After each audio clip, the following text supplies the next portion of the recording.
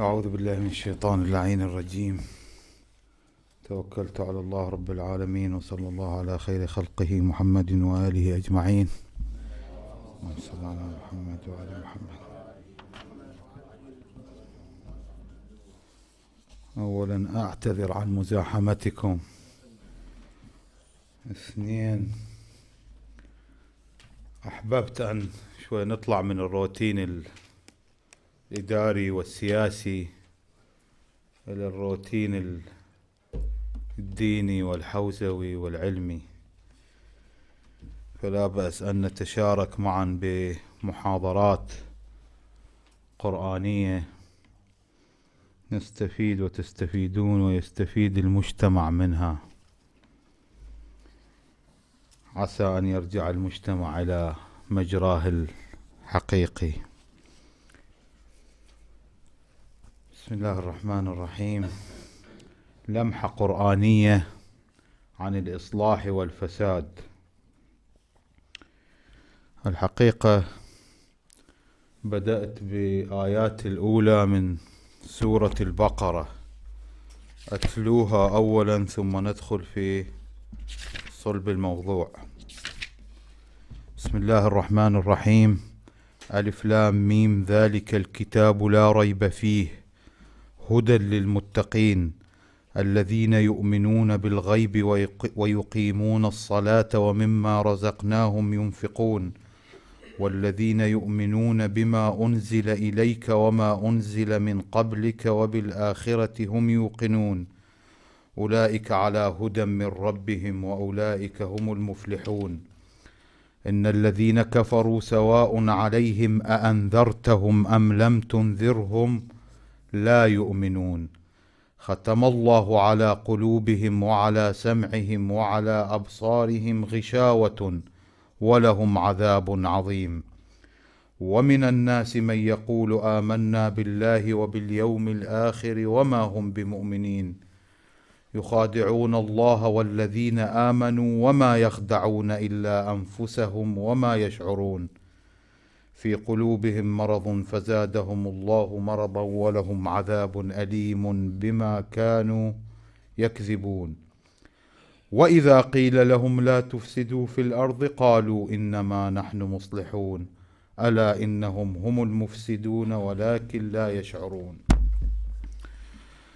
في هذه الآيات القرآنية المباركة أستطيع أن أستوحي منها ثلاثة أقسام بما يخص الإصلاح ويخص الفساد. المرتبة الأولى وفي الآيات الأولى وهو القسم الأول منها الذين يؤمنون بالغيب ويقيمون الصلاة. هذا القسم الأول وهم المؤمنون الذين يؤمنون بما أنزل من ربهم. فالقسم الأول الذين يؤمنون بالغيب ويقيمون الصلاة ومما رزقناهم ينفقون. والصفة الغالبة على هذا القسم هو الإيمان، وبدوره أي الإيمان ينقسم إلى ثلاثة أقسام، لأن الإيمان أما بالأمور الغيبية وأما بالأمور المادية الموجودة بين أيدينا إنجاز التعبير. الإيمان الأول هو الإيمان بالغيب. رأسا شنو قال الله تعالى؟ الذين يؤمنون بالغيب، أي الأمور الغير حسية أي الغير ملموسة، ويفسرونه المفسرون ظاهرا بأنه الله سبحانه وتعالى. الذين يؤمنون بالغيب أي الذين يؤمنون بالله سبحانه وتعالى. الإيمان بالغيب أي الإيمان أي الله سبحانه وتعالى. وكما قال السيد الطباطبائي في تفسيره الميزان: الغيب خلاف الشهادة وينطبق على ما لا يقع عليه الحس، وهو الله سبحانه وتعالى وآياته الكبرى الغائبة عن حواسنا ومنها الوحي. هذا قول سيد الطباطبائي. وإحنا دائما نعرف أنه إحنا كمؤمنين نؤمن بما هو خلف الحسيات. ولذلك أنا سأقول وأقوله هنا أيضا، الكثير من الموجود في المجتمع غيب الأمور الغيبية، فصار يحس فقط بالأمور المادية، فصار يبتعد عن الله سبحانه وتعالى ويؤمن بالشنو؟ بالماديات. وهذا من الأمور السيئة التي موجودة في المجتمع. هذا القسم الأول أو المرتبة الأولى من الإيمان. المرتبة الثانية من الإيمان شنو هي؟ الإيمان بالرسل وكتبهم، وهي وإن كانت تصح كنقطتين، يعني الإيمان بالرسل ثم الإيمان بالكتب. من هنا أيضا موجودة بالمجتمع الحالي، لعله يؤمن بالرسول ولكنه لا يؤمن بما أنزل الرسول، ويشكك بالقرآن ويشكك بآياته ويشكك بما أتى به الله سبحانه وتعالى وأنزله على قلب محمد صلى الله عليه وآله وسلم. وهي وإن كانت تصح كنقطتين منفصلتين إلا أنها جمعها توخيا للاختصار. زين، الإيمان شنو هو؟ صار عندنا الغيب والإيمان. الإيمان شنو هو؟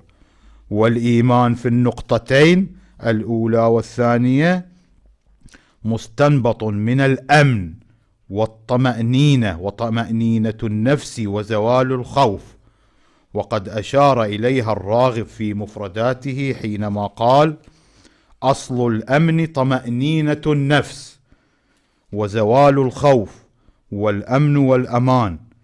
ثم يضيف قائلا: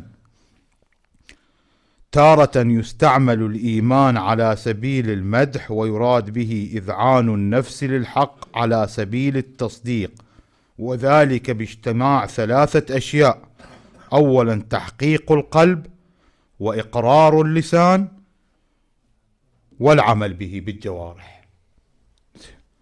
فإذا الآن نستنبط شيء آخر ونفهم شيء آخر، أن الإيمان ليس مجرد الحس، أؤمن قلبيا وأؤمن عقليا به، وإنما يحتاج إلى شنو؟ تطبيق، تحقيق القلب وإقراره باللسان وعمل بحسب ذلك بالجوارح. الجوارح شنو هي؟ هاي الأمور المادية التي يمتلكها الإنسان. قوي على خدمتك جوارحي. فالإيمان القلبي والعقلي إنجاز التعبير وحده لا يكفي إلى أن يكون إيمانا، وإنما يجب أن يكون هناك شنو؟ تطبيق وعمل لهذه الصفة وهي الإيمان. ولذلك شنو أكو؟ ثم الذين يقيمون الصلاة ويؤتون الزكاة، هذا شنو؟ تطبيق للإيمان. أنت آمنت بالله وحده، وهذا أيضا موجود في المجتمع. أنا جاي أوصل رسائل للمجتمع أنه يؤمن بالغيب، يؤمن بالله سبحانه وتعالى، بس يقول أنا بس يم الله. هذا الإيمان الغير العملي غير كافي لأن تكون مؤمنا حقيقيا. يجب أن تطبق ما يأتي، وهو يقيمون الصلاة ويؤتون الزكاة ومما رزقناهم ينفقون. هذا هو التطبيق. زين، إذن هذه المرحلة الثالثة، المقوم الثالث، الدرجة الثالثة، شو تريدوا تسموها؟ سموها الغيب، ثم الإيمان، ثم تطبيق الإيمان والعمل الصالح، وهو إقامة الصلاة وكذلك الإنفاق المشار إليه في الآية أعلى: والذين يقيمون الصلاة ومما رزقناهم ينفقون. إذن الإيمان متقوم على أمر مهم، وهو العمل الصالح اللي هو رباطنا بالحكي الإصلاح. لأنه أنا سأتي وأقول أن الإصلاح على مستويين: مستوى الشخصي والمستوى المجتمعي للآخرين. تصلح نفسك ثم تصلح الآخرين. المقوم الرابع أو الدرجة الرابعة: اليقين بالآخرة. وعبر عنه هنا باليقين. وبالآخرة هم يوقنون. التفت، ما قال وبالآخرة هم يؤمنون، هناك كله إيمان إيمان إيمان، هنا شو قال؟ يقين. شو يقول الطباطبائي هنا رحمه الله؟ العدول في خصوص الإذعان بالآخرة عن الإيمان إلى الإيقان كأنه للإشارة إلى أن التقوى لا تتم إلا مع اليقين بالآخرة الذي لا يجامع نسيانها دون الإيمان المجرد. بس أنا أريد أضيف شيء آخر على قول الطباطبائي، لأن الطباطبائي ما أعطانا ليش قال أنه يقين ما قال إيمان وبالآخرة هم يؤمنون. مفروض نفس الشيء، مو نفس الشيء، اكو شنو فرق من هذه الناحية. انا الاحظ ان الايمان يكون بما هو موجود، الله موجود آمنت به، الرسول موجود آمنت به، الأنبياء موجودون آمنت بهم. أما الشيء الذي يأتي بالمستقبل ولم أره بعيني يكون شنو؟ أوقن به، أذعن النفس على أنه أكو شيء اسمه مو فقط دنيا، أكو شيء اسمها آخرة، يقين عندي بها أنها موجودة وستأتي يوما ما وسأدخل بها وسأحاسب بها وما شابه ذلك من الأمور. فاليقين لأنها شيء مستقبلي وليس شيء شنو حاضر وموجود أو ماضي، فلذلك فرق بين، لم يقل شنو يؤمنون بل قال شنو يوقنون، فرق بين الإيمان وبين اليقين. إذن هذه الصفات التي سيأتي ويقول الله سبحانه وتعالى أولئك على هدى من ربهم وأولئك هم المفلحون، يجب أن يؤمنون بالغيب، ويجب أن يؤمنون بالعمل، ويجب أن يؤمنون بما هو موجود من الرسل والكتب، ويجب أن يوقنون بالآخرة بما هو أحسن. فهذه الصفات الأربعة التي تجتمع للقسم الأول وهم المؤمنون. أريد أربطها بحكينا وموضوعنا، هم الصالحون يؤمنون بالله وبرسوله وبكتبه ويعملون عملا صالحا ويطبقون ما يقولون ثم يوقنون بالآخرة. ولعله رحمه الله لم يشر إلى السبب الحقيقي للعدول من الإيمان إلى اليقين، فنقول أن الإيمان يكون بما هو موجود سابقا أو حاليا، أما الأمور المستقبلية فيحتاج إلى إيقان بها وإذعان النفس والقناعة، وكل ذلك هم الذين وصفهم الله بعد ذلك أولئك على هدى من ربهم وأولئك هم المفلحون. زين، أكو قسم ثاني أيضا بالآيات التي قرأناها في بداية المحاضرة، من هم الذين أشير إليهم في الآية التي تليها، إن الذين كفروا. هذا القسم الثاني. أولا الذين يؤمنون انتهينا منه، والصفة الغالبة عليهم هم الكفر. إذا نطلع الآيات حتى نقرأ نصها.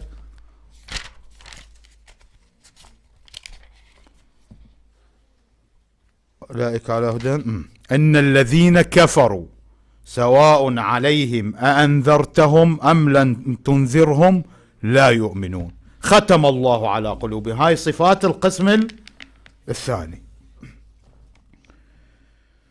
والكفر هناك كما فسرنا شنو الإيمان باعتبارها الصفة الرئيسية للقسم الأول، يجب أن نفسر شنو هو الكفر. الكفر يقول الراغب الكفر في اللغة ستر الشيء، ووصف الليل بالكافر نقول ليل كافر، يعني شنو؟ لستره الأشخاص، يعني بعد ما يبين، محجوب، أنا أسميه حجاب يحجب بيني وبين رؤية الآخرين.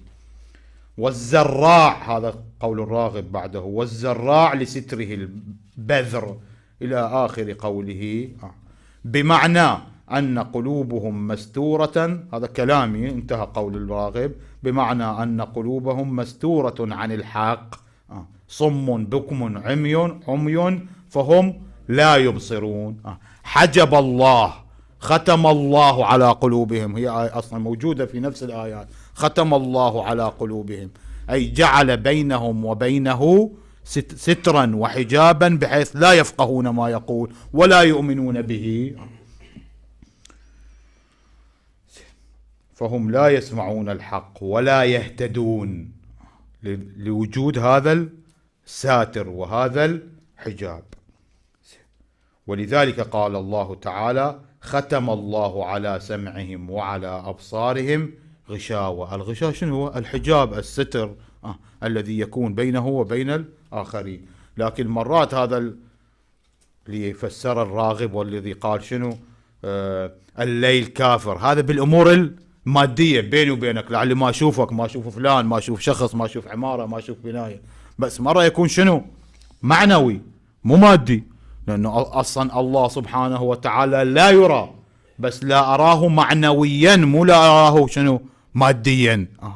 فحجاب معنوي بيني وبين الله سبحانه وتعالى.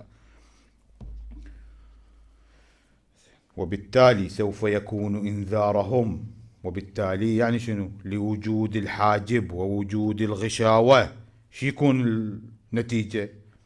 يكون إنذارهم كالعدم، أأنذرتهم أم لم تنذرهم لا يؤمنون، سواء أأنذرتهم أم لم تنذرهم لا يؤمنون.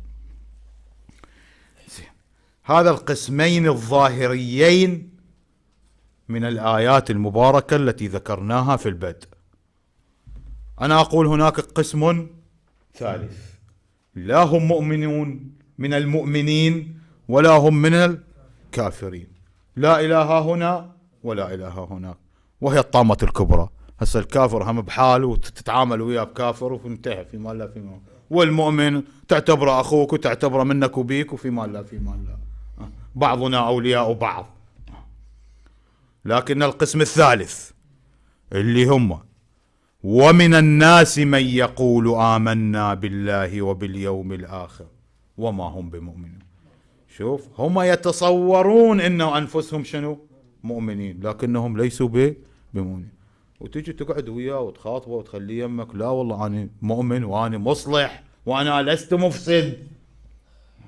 بل مو لست مفسد، لأنه عدم الإفساد درجته، لا يتصور نفسه شنو مصلح مؤمن، ولكنهم ليسوا كذلك. أنا سميتهم بالمخادعين بهذا القسم، لا المؤمنين ولا الكافرين، هم المخادعين. أكو آيات تدل على المنافقين، يظهر شيئا ويبطن شيء شنو آخر، وهنا تسكب العبرات كما يعبرون. وبرأيي أن هناك قسم ثالث ذكروا مباشرة بعد القسمين المتقدمين، حيث قال تعالى: ومن الناس من يقول آمنا بالله وباليوم الآخر وما هم بمؤمنين، وهم الذين يظهرون شيئا ولا يطبقونه أو يدعون خلاف ما في قلوبهم وعقولهم، ولعل أقرب صفة لذلك النفاق. وهذا القسم قد أسميه بالمخادعين، حيث قال تعالى: ليش سميته مخادعين؟ ليش ما سميته منافقين؟ يخدعون الله والذين آمنوا وما يخدعون إلا أنفسهم وما يشعرون. كأنما أكو صفة بالآية موجودة، أنا ليش أطلع عن نص الآية أسميهم منافقين، أسميهم شنو مخادعين. ولعل ما يمكن استنباطه وفهمه من هذا القسم أنه ممن يكذبون على الآخرين فيصدقون كذبة أنفسهم. ما سامع هذا يكذب ويصدق كذبته، يكذب يظل يلح على الكذب على الكذب على الكذب، بالتالي شنو يقتنع أنه لا هو صادق في نفسه. يعني جهل مركب، أكو جاهل ويجهل أنه شنو جاهل، وفاسق ويجهل أنه فاسق، ومفسد ويجهل أنه مفسد، ويظن بنفسه أنه شنو مصلح. وهذه الآية أعني وإذا قيل لهم لا تفسدوا في الأرض قالوا إنما نحن مصلحون ألا إنهم هم المفسدون ولكن لا يشعرون، تحتاج في محاضرتنا هذه إلى وقفة جادة لنفهم تفاصيلها.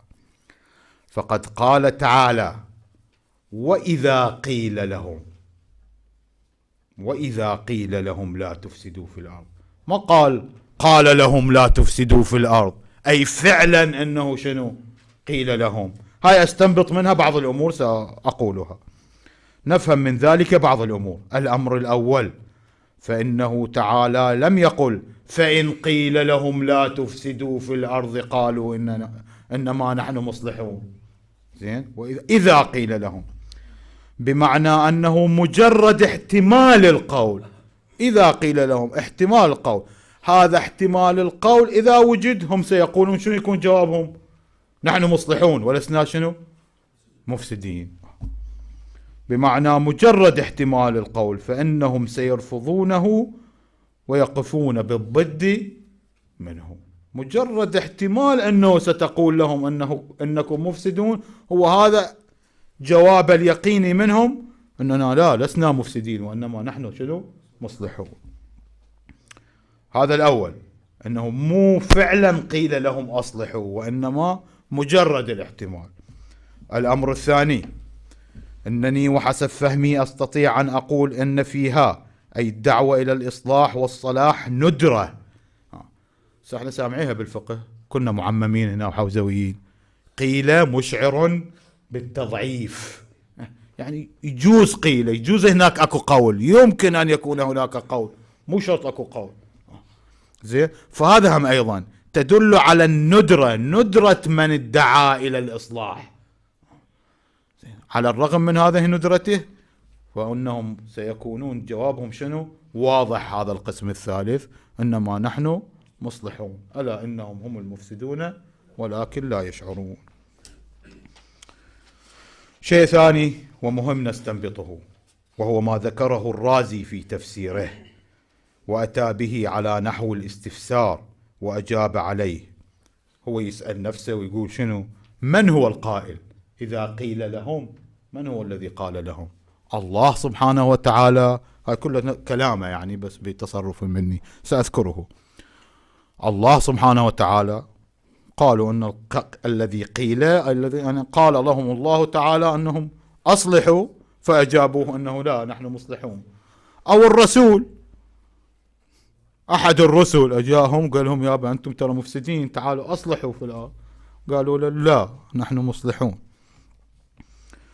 ويقول وقيل بعض المؤمنين. زين، وهذا تفيدنا بالرباط. بعض المؤمنين، لا الله سبحانه وتعالى ولا الرسل، بل بعض المؤمنين. في تفسيره وأتى به على نحو الاستفسار من هو القائل؟ قيل هو الله، وقيل هو الرسول، وقيل بعض المؤمنين. أولياء الله، بعض المؤمنين، بعض من يريد يصلح في الأرض مطلقا. أستنبط من كلامه إذ يمكن القول بعدم اشتراط الإصلاح بشروط معينة كالرسالة والنبوة والعصمة، يعني من يجب أن يكون ومن يجب أن يصلح ويدعو للإصلاح في مجتمعه وفي أي مجتمع من المجتمعات داخل العراق وخارجه، لا يشترط أن يكون نبيا أو رسولا أو معصوما، وإنما قال، لأنه هذه الأقوال شنو؟ أن قيل في الآية أما رسول وأما الله سبحانه وتعالى وأما الرسول وأما بعض المؤمنين الذين لا دخل لهم لا بالعصمة ولا بالرسالة ولا بالنبوة. فإذن لا يشترط في الداعي إلى الإصلاح العصمة أو النبوة أو الرسالة أو ما شابه ذلك. وهذا يمكن فهمه واستنباطه من قوله تعالى في آية أخرى. أعضد كلامي بآية أخرى. أنا دائما هنا ركزت على الآيات فقط لأنها لمحات قرآنية، بحوث قرآنية، ما أريد أركز على الروايات. صار تركيزنا نحن خصوصا في المذهب على الروايات أكثر من القرآن. أريد أخرج من هذا الروتين وأستنبط من نفس القرآن. أكو روايات ما شاء الله، أكو أحاديث ما شاء الله. فلولا كان من القرون من قبلكم أولو بقية ينهون عن الفساد في الأرض إلا قليلا ممن أنجينا منهم واتبع الذين ظلموا ما أترفوا فيه وكانوا مجرمين وما كان ربك ليهلك القرى بظلم وأهلها مصلحون. هاي بها شقين. الأول لولا نفر فلولا كان من القرون من قبلكم أولي بقية ينهون عن الفساد. هذا هم ينفر من بعض المجتمع فالناس يستنفرون للدعوة للشنو؟ للإصلاح. هذه الآية والآية اللي قبلها لا تدل على أن هناك شروط معينة بالمصلح إلا شرط واحد، إلا شرط واحد، وهو إيمان. هو شنو؟ حتى الرازي قال أما الله وأما الرسالة أو النبوة وأما المؤمنون، أي القسم الأول الذين يؤمنون بالغيب ويقيمون الصلاة وكذا كذا كذا من الأمور الأربعة التي ذكرناها المشروطة فيهم. وألا المفسد لا يصلح، فيشترط فيه شرط أن يكون مصلح. وهذا الإصلاح الذي فيه طبعا على درجات، مرة يكون رسول، مرة يكون معصوم، مرة يكون نبي، مرة يكون مؤمن، مجرد مؤمن، ويصلح في شنو؟ في الأرض، في المجتمع. إذن الشرط الوحيد هو شنو؟ الإيمان، أن يكون من القسم الأول. مخلص، مصلح، يعني وقع عليه الإصلاح، أصلح نفسه ثم يصلح المجتمع. ولذلك أنا أقول وأذكرها أيضا، هناك رسالة للمجتمع من خلالكم، أنه إذا لم نكن مصلحين لا يمكن أن نكون مصلحين.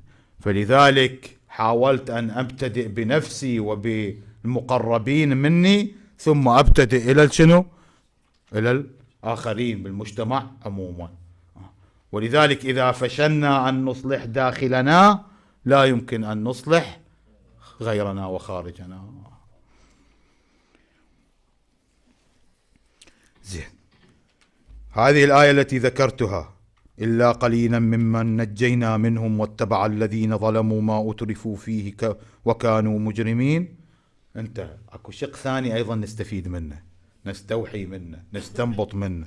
وما كان ربك ليهلك القرى بظلم وأهلها مصلحون.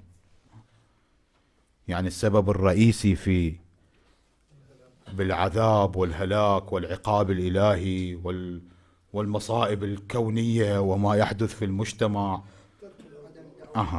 هو راجع إلى نفس الشعب، نفس القوم، نفس الناس. ولذلك أنا سأقول وأستشهد برواية: كيفما تكونوا يولى عليكم. إذا كان المجتمع مصلح سوف ينتج ويكون حكامه أيضا مصلحين، فإذا كانوا مصلحين يمكن أن يكونوا مصلحين. سنأتي شوي شوي. ومن هذه الآية أعني قوله تعالى: وما كان ربك ليهلك القرى بظلم وأهلها مصلحون، نستنبط ونفهم أن السبب في الفساد والإصلاح هو القرى. طبعا أهل القرية، القرية يعني أهل القرية، يعني الشعب، يعني الناس، مو القرية نفسها البناء والبيوت، نفسها مستنبط منها. والسبب الرئيسي للإصلاح وللفساد هم أهل القرية. فلذلك شوي خل أخرج عن الموضوع، لا نصب جام غضبنا على السياسيين وعلى الحكام وعلى السلاطين وعلى الكذا. نعم هم فاسدون، هم ظالمون، هم مخطئون، ماشي، مو مشكل. لكن ليش طلعوا فاسدين؟ هم منين اجوا؟ قابل من الجيران؟ طلعوا من نفس شنو؟ المجتمع، من رحم المجتمع. إذا كان رحم المجتمع طاهر وصالح يطلع رحم أيضا، يطلع الحاكم أيضا صالح ومصلح أو مصلح. وكذلك هنا فرجعناها وين؟ للمجتمع. المجتمع إذا صلح صلح حكامه، وإذا فسد حكامه. لكن نقدر نقول إذا على واقعنا بها الجواب هذا ترى ثانوي، أنه غالبية حكومتنا اجت من الخارج مو من الداخل، مستوردة، وخصوصا اللي يتحكمون بمقدرات البلد من الخارج كلها، من القريب أو من البعيد، وعلى رأسهم الاحتلال.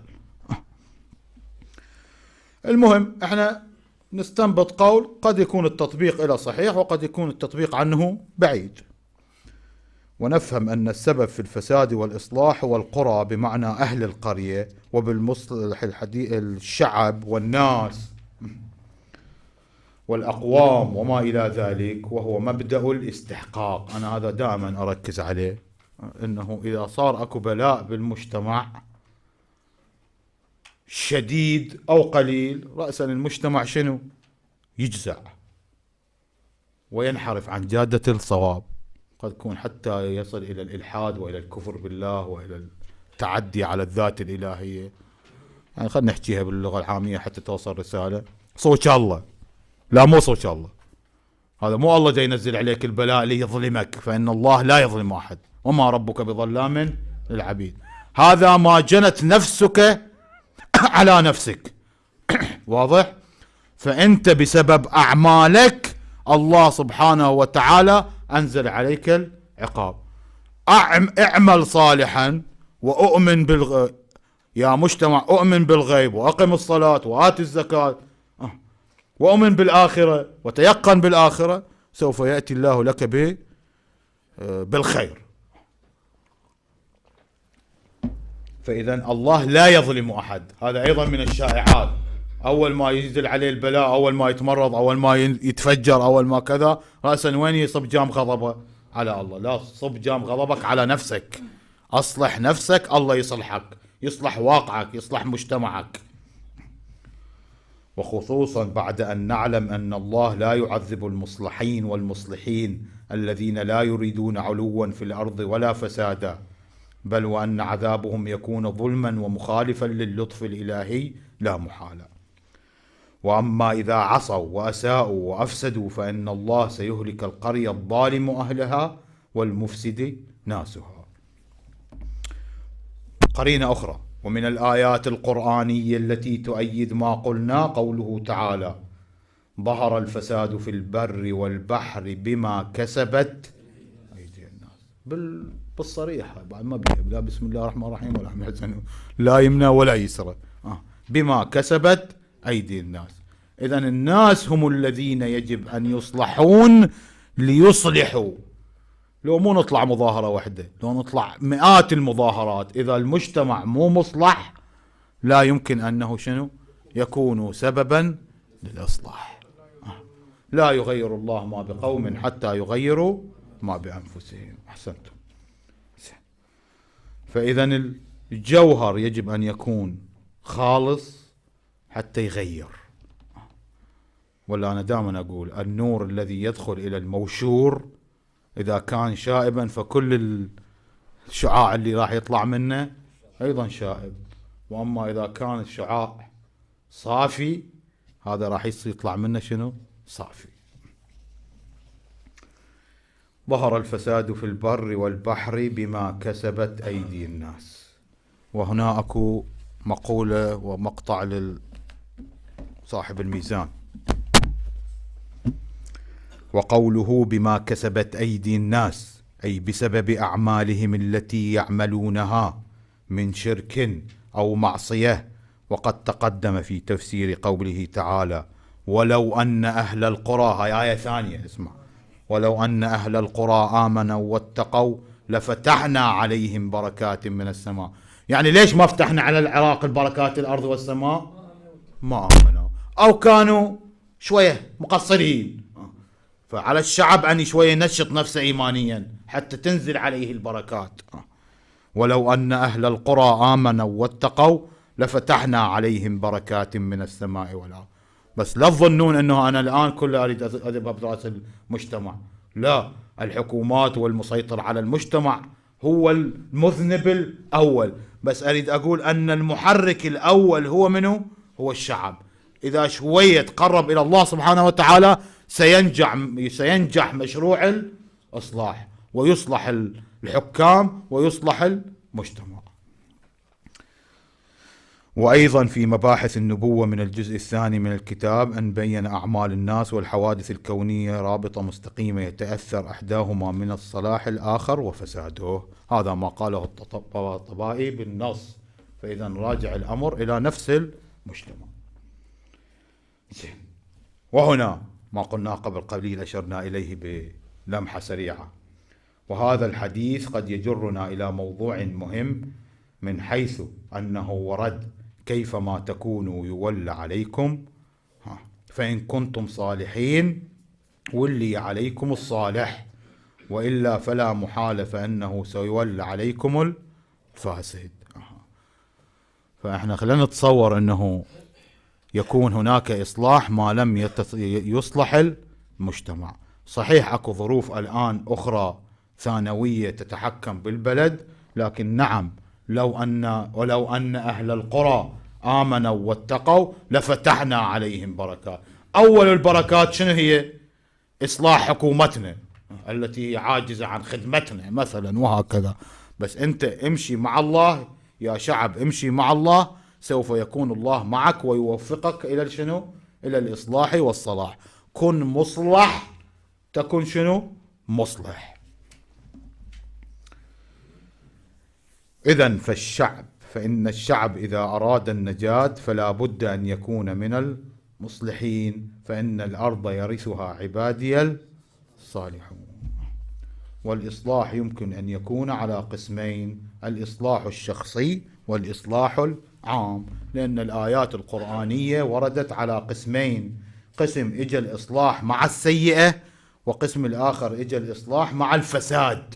شوف قال تعالى: خلطوا عمل صالح وآخر سيء. إذا جاءت مع السيئة فهذا المراد منه الإصلاح الشخصي الفردي. ولا تفسدوا في الأرض بعد إصلاحها، هذا جاء الفساد والإصلاح، هذا المجتمعي للآخرين. ولذلك هناك آيات أخرى: وأنه في الآخرة لمن الصالحين. مرة لا: ولا نضيع أجر المصلحين، هذا المصلحين للآخرين، أما الصالحين الذين هم صالحون في شنو؟ في أنفسهم. هذول الصالحين والمصلحين والمصلحين الذين أصلحوا أنفسهم وأصلحوا غيرهم، في القرآن الكريم اجت آيات تبشرهم بما يلي، أقولها باختصار حتى لا نطيل بالمحاضرة. أولا بأنهم يرثون الأرض، إن الأرض يرثها عبادي الصالحون. فإذا أول بشرى للصالحين شنو؟ والمصلحين، أنه ستكون الأرض لهم. المحبة، أن الذين آمنوا وعملوا الصالحات سيجعل لهم الرحمن ودا. الود هو المحبة، يحببهم الله. ما أكبر صفة بأنه يكون محبوب إلى الله سبحانه وتعالى. يحب الله، هذه صفة مهمة، لكن الأهم منها أن الله يحبه. حب الله حتى الله شنو؟ يحبك. مودة. أحسن. الغفران، فالذين آمنوا وعملوا الصالحات لهم مغفرة ورزق كريم، سواء في ذلك المصلحين على أنفسهم أو المصلحين للشنو؟ للآخرين، ماكو فرق لغيرهم. الجنة، والذين آمنوا وعملوا الصالحات لنبوئنهم من الجنة غرفا. شوف إذا بعد بشرك بالجنة. الأجر، أن الذين آمنوا وعملوا الصالحات لهم أجر غير ممنون. بس هذه شنو؟ قد يقول القائل: أنا إيش راح أحصل بالدنيا بالله؟ كل هذه أمور أخروية، جنة وأجر ومحبة وكذا، إيش راح أحصل بالدنيا وأنا أتعب روحي ومظاهرات واعتصامات وما شابه ذلك، والكل ضدي والكل ضد الإصلاح، إيش راح أحصل بس بالآخرة؟ طبعا أنا أقول هو الأهم، بل هو الوحيد، انه انت تحصل مقعد صدق عند رب العالمين، وهذا كافي. بس لا، اكو اشياء بالشنو؟ بالدنيا. ومن يعمل من الصالحات وهو مؤمن فلا يخاف ظلما ولا هضما. طبعا مو من الله سبحانه وتعالى لا يخاف، في شنو؟ في الدنيا من الظالمين، سيكفيك شر الظالمين. بعد أم حسب الذين اشترحوا السيئات أن نجعلهم كالذين آمنوا وعملوا الصالحات سواء محياهم ومماتهم. هذا شتت في الدنيا وفي الآخرة، في محياهم وفي آخرتهم. إذن أكو نتائج دنيوية، مو فقط نتائج شنو أخروية. ومن يعمل من الصالحات وهو مؤمن فلا يخاف ظلما ولا هضما. هذه قرأناها. وعد الله الذين آمنوا وعملوا الصالحات ليستخلفنهم في الأرض كما استخلف الذين من قبلهم وليمكن أن لهم دينهم الذي ارتضى. إذن إيش راح يمكنهم أيضا شنو بالأرض. وتمكين في الأرض مو معناته أن تكون صاحب سطوة وسلاح و24 ساعة على رأس الناس، لا، ليمكنن لهم دينهم الذي ارتضى، لينشر دين الله الإسلام بالطريقة الصحيحة الإنسانية والأخلاقية وبالطرق الأخلاقية المعروفة والاجتماعية المقبولة، لا أن تنفر الآخرين. مو مجرد أن تصير عندك السلطة تنسى شعبك وتنسى دينك وتنسى ربك، لا، بل أنه كل ما الله سبحانه وتعالى يكبرك بالدنيا يجب أنه شنو تكون لنشر الدين ولنشر تعاليم الأخلاق والإنسانية وما شابه ذلك. وشكرا لكم.